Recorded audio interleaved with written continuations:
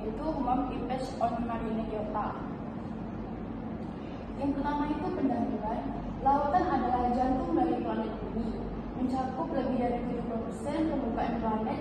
Samudra bukan sekadar hamparan air yang luas, melainkan sistem penyangga kehidupan yang menyediakan oksigen, mengatur iklim global dan menjadi rumah bagi keanekaragaman hayati yang tak terhitung jumlahnya. Namun di balik kemegahannya, ekosistem laut adalah tengah menghadapi tekanan yang belum pernah terjadi sebelumnya dalam sejarah manusia. Aktivitas antropogenik atau segala sesuatu yang bersumber dari tindakan manusia telah mengubah bagian samudra dari tempat perlindungan yang mungkin menjadi ekosistem tanah sempurna. Yang kedua itu dampak aktivitas manusia terhadap struktur biota laut.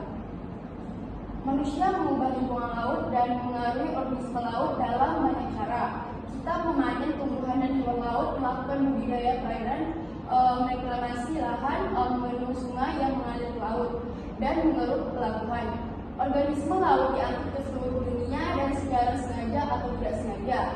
Diperkenalkan ke wilayah baru, laut telah lama dianggap sebagai tempat pembuangan yang nyaman. Dan berbagai polutan dilepaskan di lingkungan laut dari saluran pembuangan domestik dan industri atau dari tumpahan yang tidak sengaja.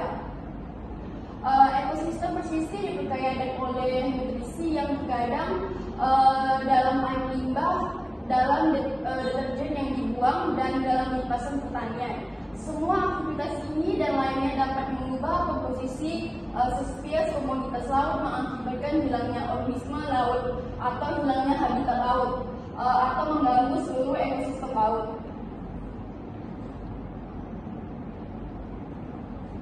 Yang ketiga itu deskripsi struktur grafik.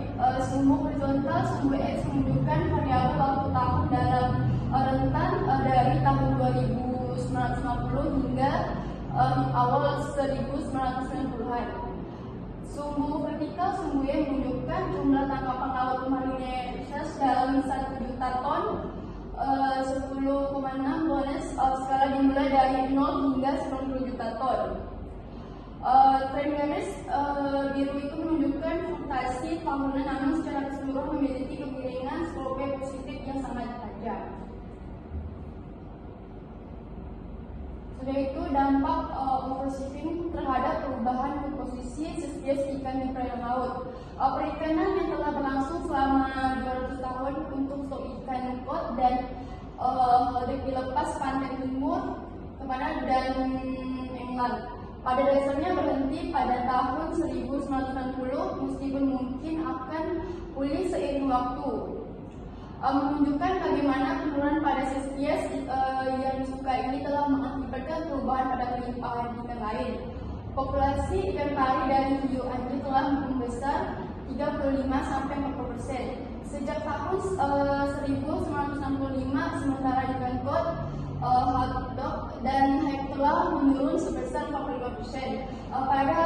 Pada saat yang sama berkurangnya prediksi oleh ikan kod dan hotdog pada lobster muda telah meningkatkan panen kerang yang menguntungkan ini. Perubahan serupa dalam komposisi spesies komunitas telah didokumentasikan di Laut Utara, di mana ikan sandra meningkat pesat dan menjadi ikan target setelah penurunan. Stok ikan harim dan muskrat di Antartika, perburuan paus komersial, dan penurunan grafis jumlah paus mengakibatkan peningkatan. Setelah itu, pada tahun 1960-an, perikanan komersial di Laut Hitam menargetkan 26 spesies ikan, banyak di antaranya adalah predator besar dengan siklus hidup panjang. Menangkapkan ikan berlebihan, overfishing, membangun bendungan dan populasi telah mengurangi jumlah tersebut menjadi hanya 5 spesies yang masih layak secara komersial. Semuanya berukuran kecil. Di sisi lain, total biomasa hasil tangkapan perikanan Laut Hitam justru meningkatkan karena menimpanya spesies ikan kecil yang populasi tidak lagi dikendalikan oleh predator atau meningkatnya upaya penangkapan ikan. Sudah itu, dalam beberapa kasus jumlah spesies bahkan dapat melebihi tangkapan utama yang ditargetkan. Perikanan udang memiliki jumlah spesies yang sangat besar. Perikanan udang Teluk Meksiko menangkap dan membuang setidaknya 5 juta ikan kakap merah muda setiap tahun, atau sekitar 4,2 kilo ikan untuk setiap 1 kilo udang. Secara global, total diets dari perikanan udang dapat mencapai hingga 17 ton per tahun. Sebagian besar terdiri dari kecil bersirip yang sebagian besar tidak bertahan hidup setelah ditangkap dan dilepaskan kembali. Setelah itu perpindahan spesies dari satu wilayah ke wilayah lain terjadi secara alami melalui pergerakan larva. Terbawa harus dengan benda tutung dan cara lainnya. Namun manusia telah mencoba perpindahan ini serta menghilangkan hambatan alami di laut melalui introduksi spesies baru, baik secara sengaja maupun tidak sengaja. Dalam banyak arti spesies yang dipernahkan gagal membentuk populasi yang dapat berkembang biak, tetapi dalam beberapa situasi spesies asing menemukan kondisi yang menguntungkan dan menimbulkan dampak signifikan terhadap lingkungan barunya. Organisme laut seringkali digunakan secara sengaja ke lingkungan baru untuk tujuan marikultur budidaya laut. Sebagai contoh, tiram Jepang, Castroides dan tiram pantai timur. Sudah itu, baru-baru ini dua spesies ubur-ubur yang masuk dari laut hitam telah muncul di Teluk San Francisco.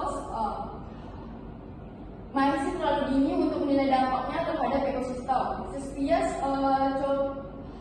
Copepoda dari Asia ini ditemukan pelabuhan California dan kerang asal Tiongkok. Portugula Amnesia telah menjadi salah satu hewan laut paling melimpah di muara Teluk dan San Francisco.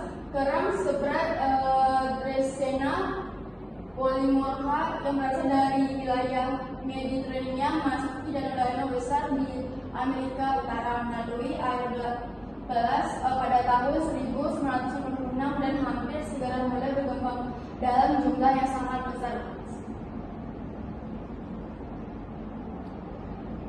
Yang pertama itu hasil tangkapan ikan tahun yang melebihi 1000 kali 60,6 ton telah memberikan dampak yang lebih besar terhadap lautan dibandingkan aktivitas manusia. Pada tahun 1995, hasil tangkapan ikan turun di semua samudra utama kecuali Hindia, dan 70% stok ikan di lautan telah dimanfaatkan secara penuh, mengalami penangkapan berlebihan atau sedang dalam proses pemulihan. Dari penangkapan berlebihan, dua dampak dari penangkapan ikan secara intensif meliputi penurunan stok ikan, target, dan perubahan limpahan relatif antar spesies berubah bentuk, ukuran populasi ikan, penurunan jumlah hewan pelagis, dan bentik yang tertangkap secara tidak sengaja sebagai tangkapan sampingan. Percepatan pindahan nutrien ke perairan dalam akibat pembuangan tangkapan sampingan yang mati meningkatkan jumlah pemasukan bakteri dalam rantai makanan laut yang menerima banyak tangkapan sampingan serta kerusakan habitat dasar laut akibat penangkapan dengan travel baiting. Sudah itu, stok ikan juga dipengaruhi oleh pembangunan bendungan yang menghilangkan tempat peminjahan, misalnya pada salmonid, serta oleh hilangnya daerah peminjahan dan pembesaran di pesisir akibat reklamasi lahan atau pencemaran. Yang keempat itu, aktivitas manusia menyebabkan pelepasan berbagai polutan ke laut. Zat-zat yang ini dapat menimbulkan perubahan biologika meliputi hidrokarbon minyak bumi, plastik, pestisida, dan hidrokarbon berklorin, kait, logam, pupuk, serta limbah radioaktif. Saluran pembuangan limbah sebagai off-flush juga membawa banyak polutan ini serta limbah manusia. Deterjen dan bakteri serta virus patogen membantu istri juga melepaskan limbah panas yang meningkatkan suhu air laut di sekitarnya. Yang kelima itu, meskipun tumpah minyak merupakan salah satu jenis pencemaran laut yang paling terlihat dan kerusakan ekologis di lokasi langsung bisa parah. Populasi umumnya berdiri dalam 5 hingga 10 tahun dilepas konsentrasi hidrokarbon minyak bumi yang terlalu rendah untuk menimbulkan dampak yang terukur.